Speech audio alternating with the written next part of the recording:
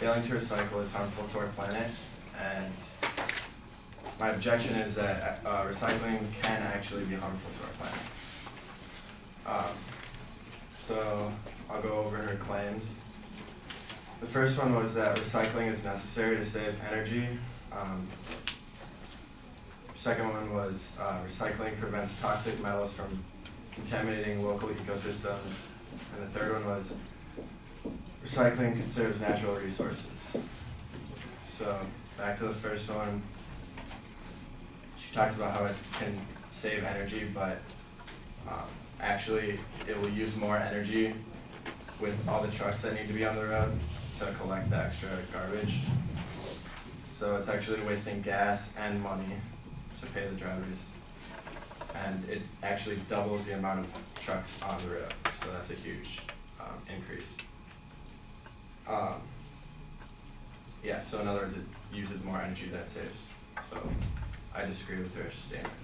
And also, there's other ways of using the garbage.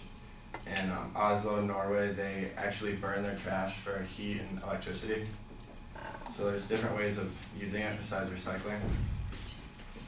So it's not necessarily necessary. Okay, so our second claim is that recycling prevents toxic metals from contaminating local ecosystems. So one of my refutes to this is that some recycled products include toxic material even after they've been reproduced. So it's still causing harm to humans and the environment after they become trash again or are reused. And then another thing is that 98% of car batteries are already recycled, and they hold some of the most toxic materials. So if they're the most toxic and they're already being recycled, I feel like that point is just kind of mute. And then third of all, I just think that cutting consumption of products is more environmentally friendly than recycling, because that's the real issue at hand. So overconsumption. Okay, so our third claim was that recycling conserves natural resources.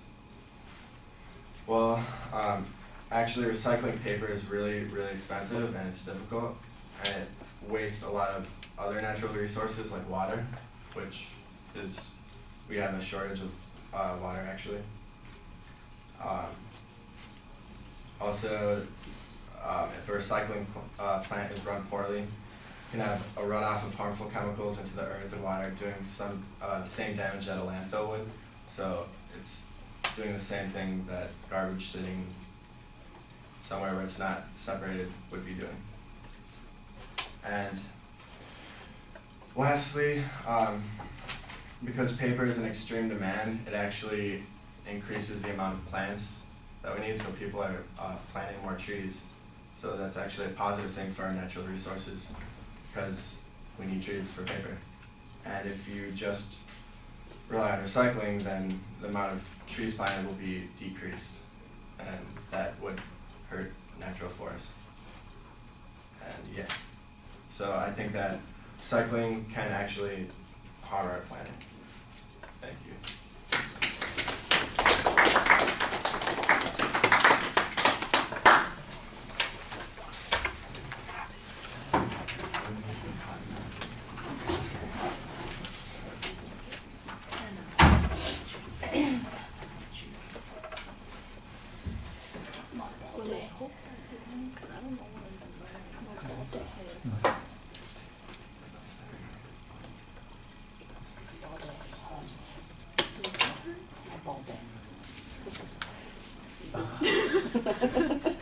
Yeah, I know. Do you know what's What?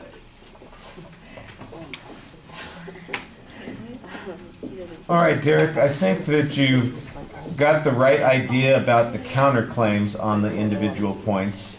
Let's start, though, with your arguments about the advocates' points. You don't really challenge their evidence or their reasoning on any of the points.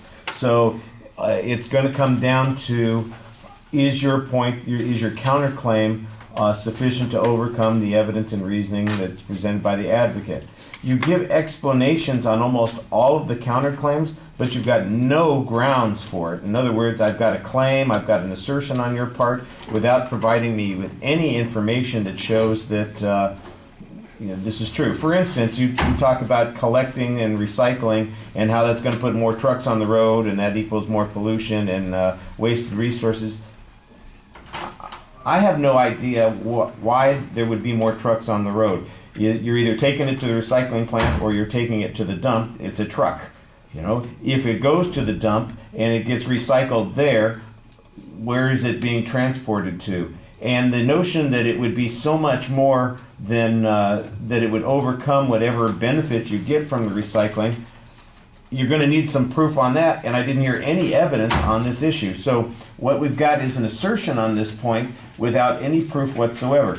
The one piece of evidence that you cite here is the example of Oslo, where they burn their trash as a way to develop some energy resources. Well, it's a little bit random, and I'm not saying it's a bad piece of information, but I'm not exactly sure how am I supposed to use it as a way of evaluating the arguments that you're presenting. It's not applied to that particular issue. The closest I can get to is that it's another type of recycling, and it doesn't eliminate the material so much as, like I said, utilize them. So how does that answer the advocate's point? That's not clear to me. When you talk about the recycling of toxic materials, you say, well, it often ends up in the system even after the materials get recycled, and then those materials still have the toxic materials. That's all asserted on your part. That's another one of those things where there's no evidence.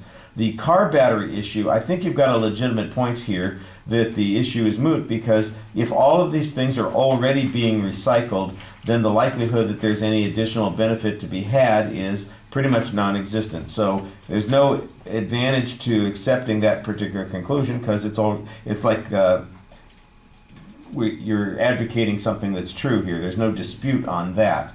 So the batteries get recycled, and that's a good thing.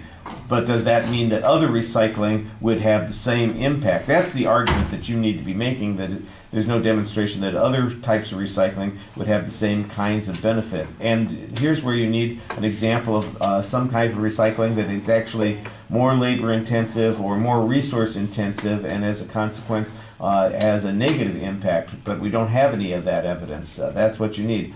On the third point, when you talk about the utilization of resources, this is another, this is close to what you're getting to.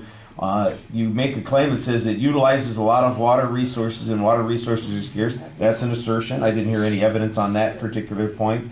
You said that they could be runoff from recycling. I think that's a good claim, except again, I didn't hear any evidence on it, and we certainly don't have any comparative evidence to talk about whether or not the amount of chemicals or noxious materials that are released into the environment would be equal in a recycling plant to anything else that we're doing. So you need some data on that point. The argument about the trees and the paper, I think you've got an interesting logical point on this, but once again, it's mostly asserted. The notion that we plant the trees in order to be able to harvest the paper, and if we were just recycling, we wouldn't be harvesting, we wouldn't be planting trees. That seems like it's intuitive on its face, but I don't know that that's the case. I think we're back to a similar issue where we were talking about the car batteries before. I think there's a substantial amount of paper recycling, and we continue to have a need for trees for a variety of other issues. The idea that, our demand for paper is the thing that causes us to plant trees. That's a big leap in faith, and you need some proof on that kind of claim. All right. Thank you.